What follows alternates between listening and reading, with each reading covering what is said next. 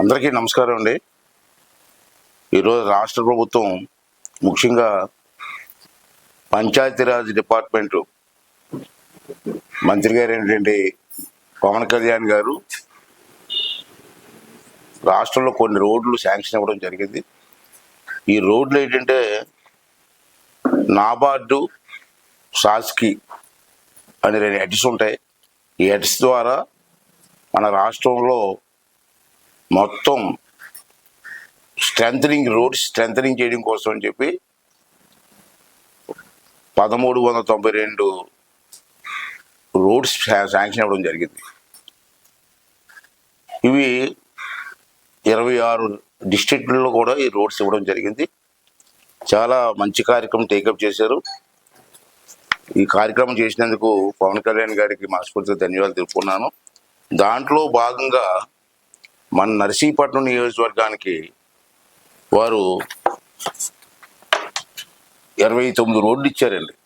ఇదే స్కీమ్లో, సేమ్ స్కీమ్లో 29 రోడ్లు ఇచ్చారు. 29 రోడ్లకి టోటల్ అమౌంట్ 22 కోట్లు ఇచ్చారు. ఒకే జీవోలో 22 కోట్లు లార్జ్ అమౌంట్ ఇచ్చారు మన నర్సీపట్నం నియోజకవర్గానికి. మరి వారికి నర్సీపట్నం నియోజకవర్గం తరపున ధన్యవాదాలు తెలియజేస్తానండి. మరి మండలం వైజ్ డివైడ్ చేస్తే 29 రోడ్లని మాకారుపాలెం మండలానికి 6 రోడ్లు ఇచ్చాను. ఈ 6 రోడ్లకి 4,21,00,000 ఇచ్చాను మాకారుపాలెం మండలానికి. అలాగే గొలుగొండ మండలానికి 12 రోడ్లు ఇచ్చాను. ఈ 12 రోడ్లకి 6,30,00,000 ఇచ్చాను. అలాగే నర్సీపట్నం మండలానికి 4 రోడ్లు ఇచ్చాను. ఈ 4 రోడ్లకి 3,37,00,000 ఇచ్చాను. అలాగే నాతవరం మండలానికి 7 రోడ్లు ఇచ్చాను. 7 రోడ్లకి 8,12,00,000 ఇచ్చాను. టోటల్గా చూసుకుంటే 22 కోట్లు అయింది. ఇది ఒక్క నర్సీపట్నం నియోజకవర్గానికి 22 కోట్లు ఇచ్చారు. వారికి మనస్ఫూర్తిగా ధన్యవాదాలు తెలుపుకుంటూ, ఇది ఆల్రెడీ జీవో కూడా వచ్చేసింది. GO number 64.